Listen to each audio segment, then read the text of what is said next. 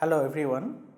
So in this lecture we will review some general aspects of chemical kinetics. Now this topic or the discussions that I am going to cover can be found in any standard textbook on physical chemistry or in any textbook on chemical kinetics. The textbooks which are referred to you, these textbooks cover the entire portion which I am going to discuss. So the first thing we study in chemical kinetics is about the rates of the reactions. And then the first thing we study is suppose we have a balanced chemical reaction which I am writing in a most general way, that I have some reactants which are A and B, capital A and capital B, and they react together along with some other reactants, and then they produce some products which are C and D, capital C and capital D, and maybe some other products. And the stoichiometries are given as small lowercase symbols like A, B, C and D. Now for this reaction we can define the rate of the reaction, which can be expressed either in terms of the reactants or in terms of the products.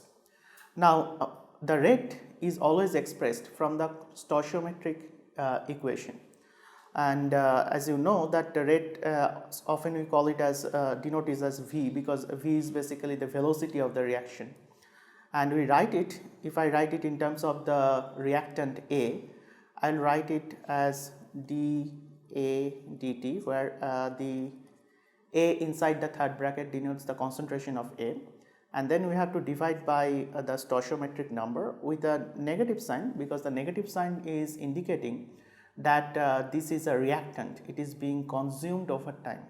So the concentration of A is decreasing over time. The reason is we have actually chosen this reaction to be irreversible, because I have written it as a single arrow, and we could also express it in terms of the other reactant B. So for that it will be minus 1 over small b d concentration of B dt. Similarly, we could also write it in terms of the product concentrations. Now remember that the products are actually growing in time, so instead of a minus sign we will have a plus sign here, and I will have 1 over C d concentration of C dt, which is equivalent to also writing 1 over D concentration of D and dt. So all these terms are actually equivalent to the unit advancement of the reaction. Now advancement is or the progress of a reaction we define when we discuss the thermodynamics of reaction, how the Gibbs free energy changes. And you can go back and look at your textbooks which are recommended to you, what is the meaning of advancement. And in this case the overall rate of the reaction can be shown that this is the advancement per unit time per unit volume, that is defined as the rate of the reaction.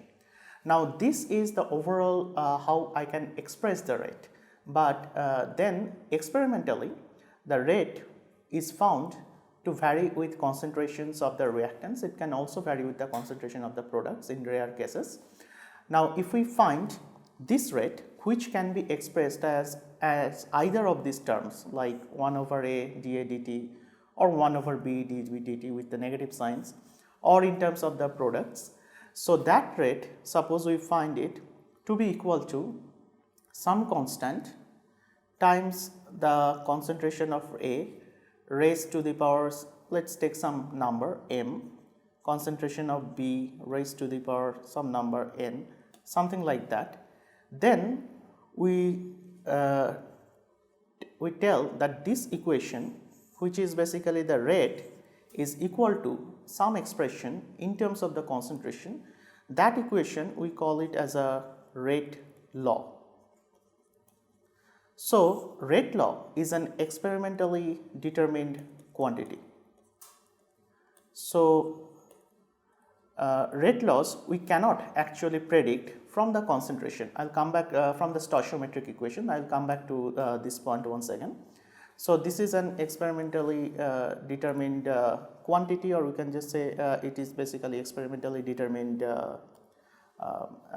equation. Now, what are these numbers m and n? So these m and n are actually orders with respect to A and B. So the order of the reaction means the number to which the concentration is raised to the power. So for this reaction, the way I have written it, the order is mth order. With respect to A, it is nth order with respect to B. Now again, this mth order or nth order, as I said, it is coming from the Rate law, which is experimentally determined quantity. So order of a reaction is an experimentally determined quantity. Now order of a reaction has a meaning if and only if I can write this equation like this. Like for example, the way I have written it, that A to the power m, B to the power n. There will be cases where actually we cannot write the order of a reaction in such a nice and compact form. Then in those cases, the order of a reaction doesn't have any meaning.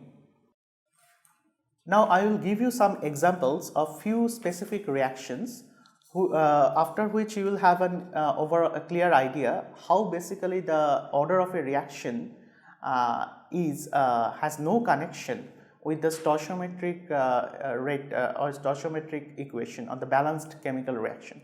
For example, for this reaction, say H2 plus I2 is giving 2HI, the order of a reaction or the Rate law is found to be as some constant into which we call this constant we call as Rate constant into concentration of hydrogen into concentration of iodine. Now in this case, as you see, the Rate law actually resembles the stoichiometric equation, but this is just accidental. In many cases you will see that this no way means that in the reaction the way it was proceeding, in that case hydrogen and iodine molecules came together and then they collided. The overall collision of the rate, because rate is nothing but number of collisions per unit time, it is connected to that quantity. If I have actually the reaction rate governed by a process where just the hydrogen molecules and the iodine molecules collided, then those number of collisions will be proportional to their product of the concentration terms. But we cannot just simply say that since the order or the not the order, the rate equation has a simple form like this, we cannot say that this reaction occurs via step where hydrogen and hydrogen just colliding and giving you the product. The reaction can have actually multiple steps. So most of the reactions actually have many multiple steps in which some reactants first collide to give you something which is known as an intermediate. Then the intermediate again forms collides with something else and forms another intermediate, and then eventually it forms product. So any composite reaction we can say is composed of many reactions, many fundamental reactions which cannot be divided further, and those fundamental reactions we call it as elementary reactions.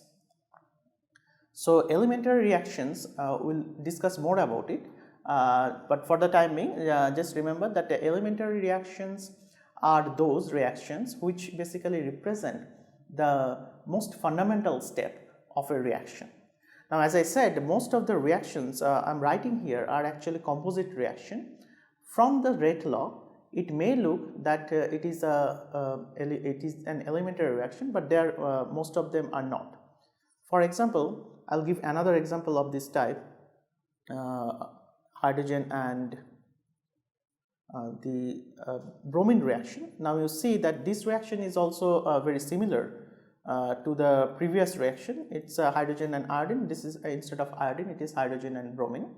Now for this reaction, the Rate law, which is experimentally determined quantity, is found to be a Rate constant K prime into hydrogen concentration into bromine concentration divided by another rate constant,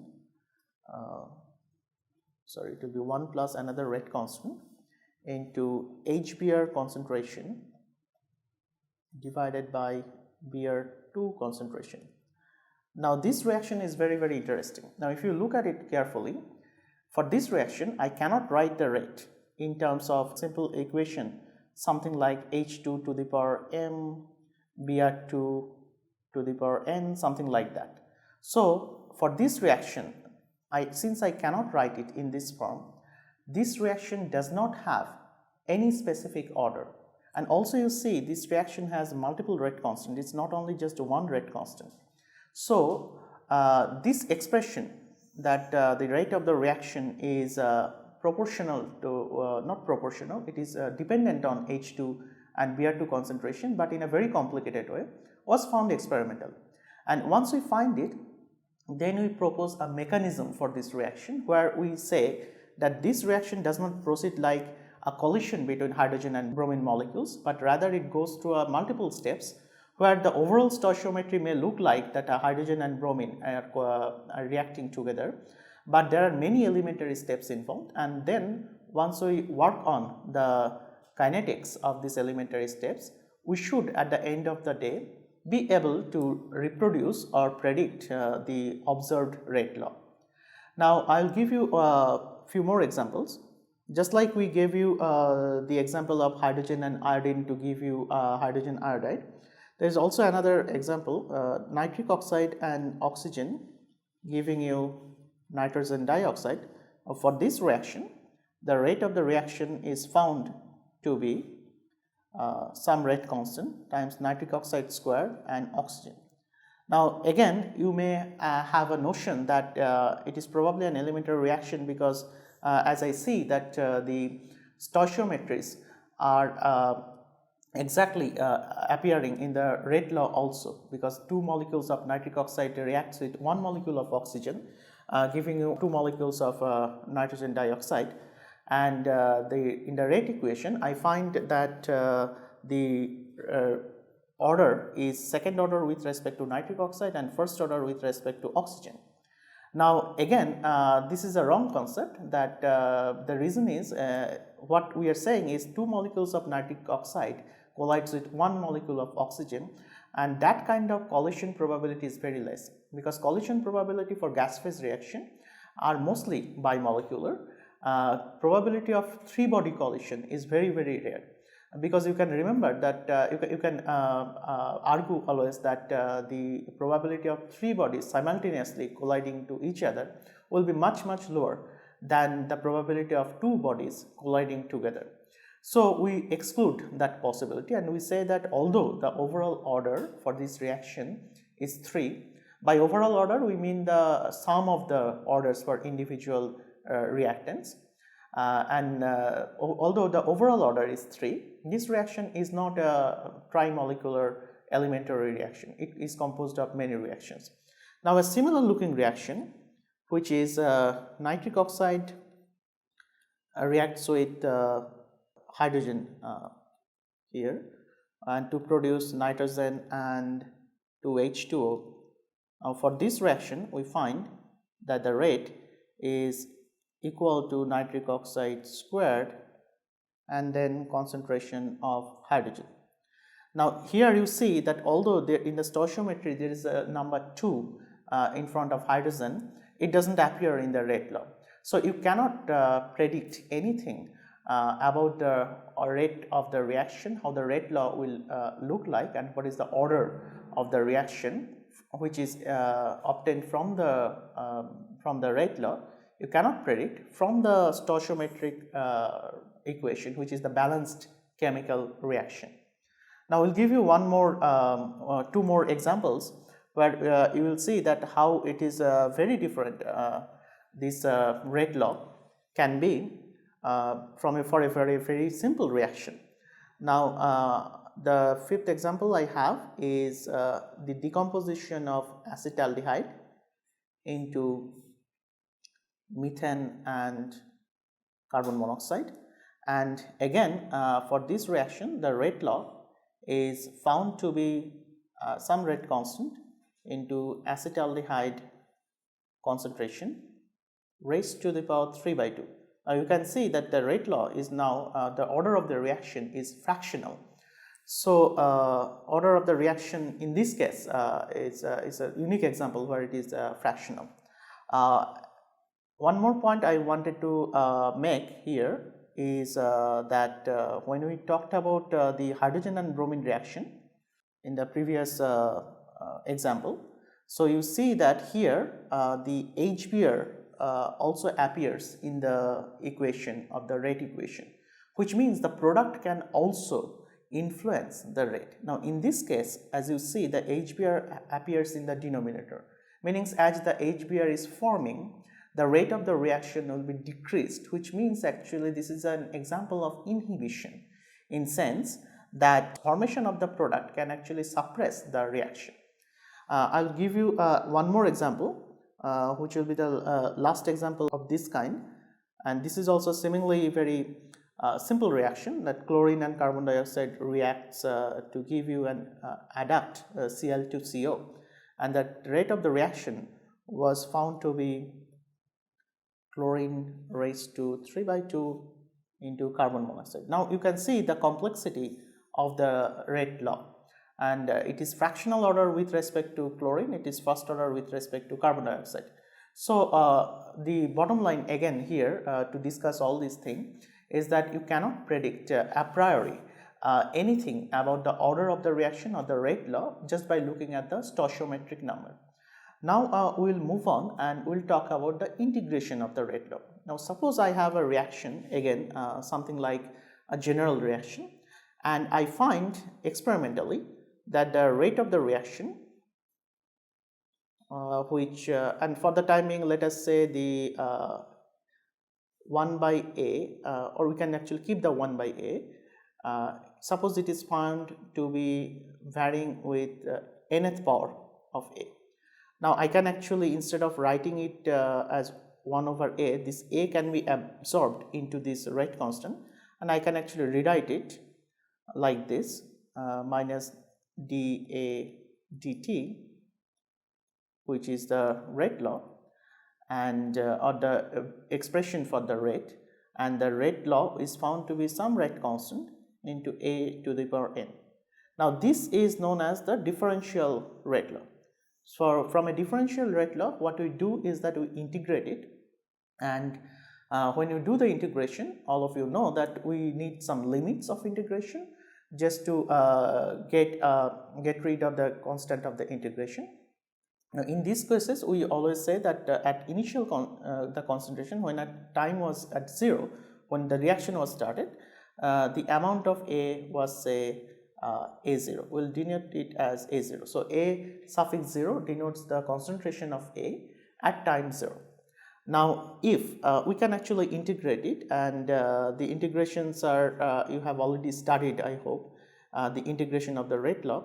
So for if n is equal to 1, which is known as a first order reaction, because it is raised to the power n, so the order of the reaction, as I have written here inside the box, is nth order. Now if n is equal to 1, so I can get I can integrate this equation very readily, and I will get a first order rate expression.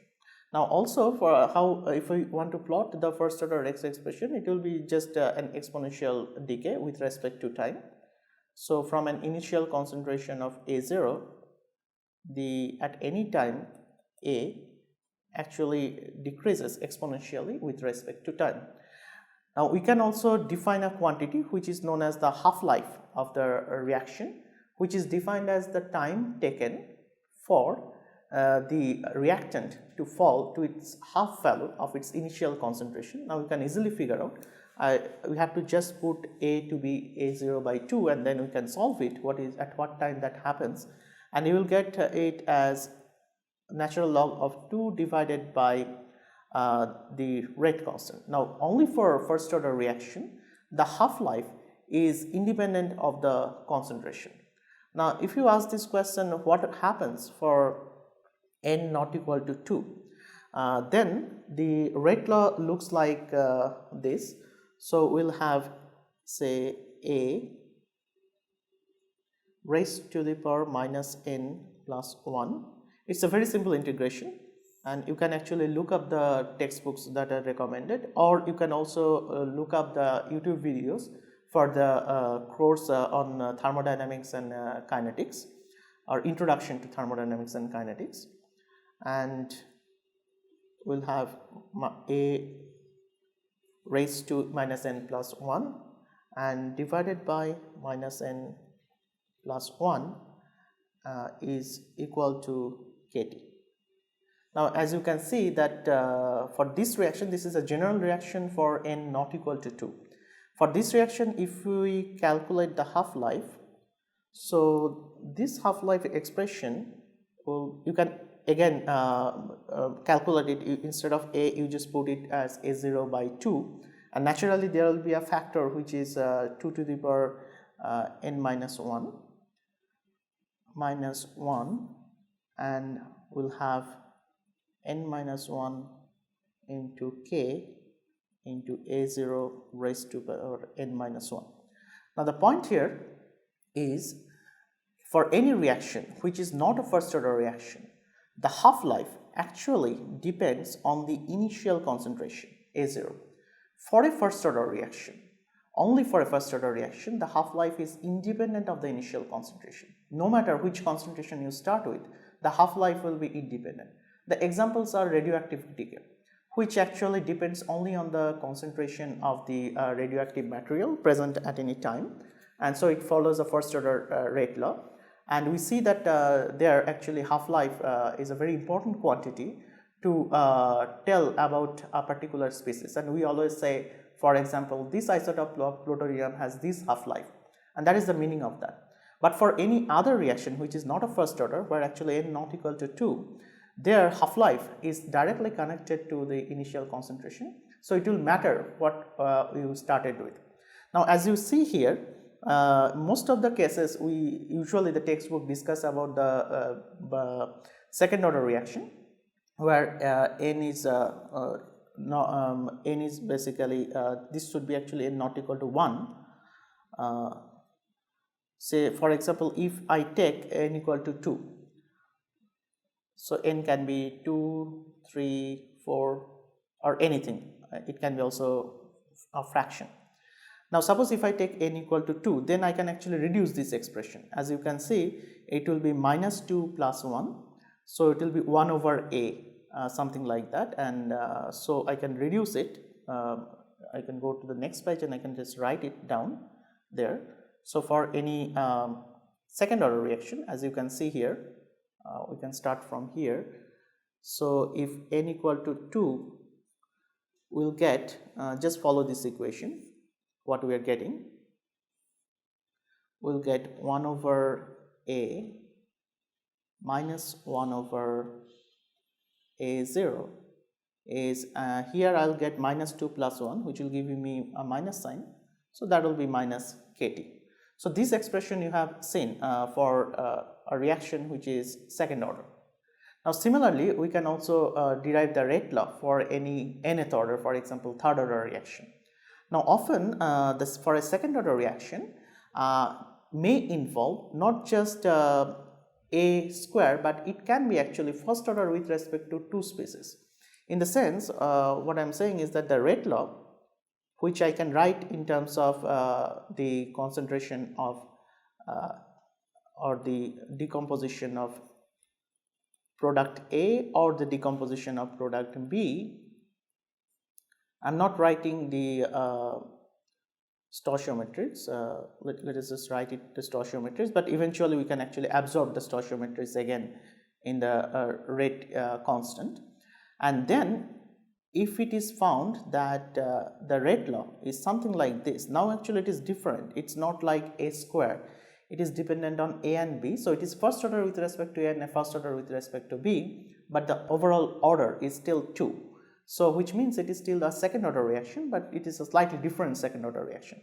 So we can also integrate this second order reaction, and what you will get the integrated rate law after you set the initial condition that at t equal to 0 the concentrations were A0 and B0, and also some stoichiometric balance that at any point, if I take the concentration of A and B together, that should be equivalent to their sum of initial concentration. If I apply those conditions, then I can actually integrate this equation using those initial condition as well as this mass balance, and what we get is something like this, the integrated rate law, which will be ln B by B0 divided by ln A by A0 is nothing but equal to B0 minus A0 into KT. Now you see that moment we change the condition that I have in the rate law, two spaces involved simultaneously, I'll have a slightly more complicated expression for the integrated rate law.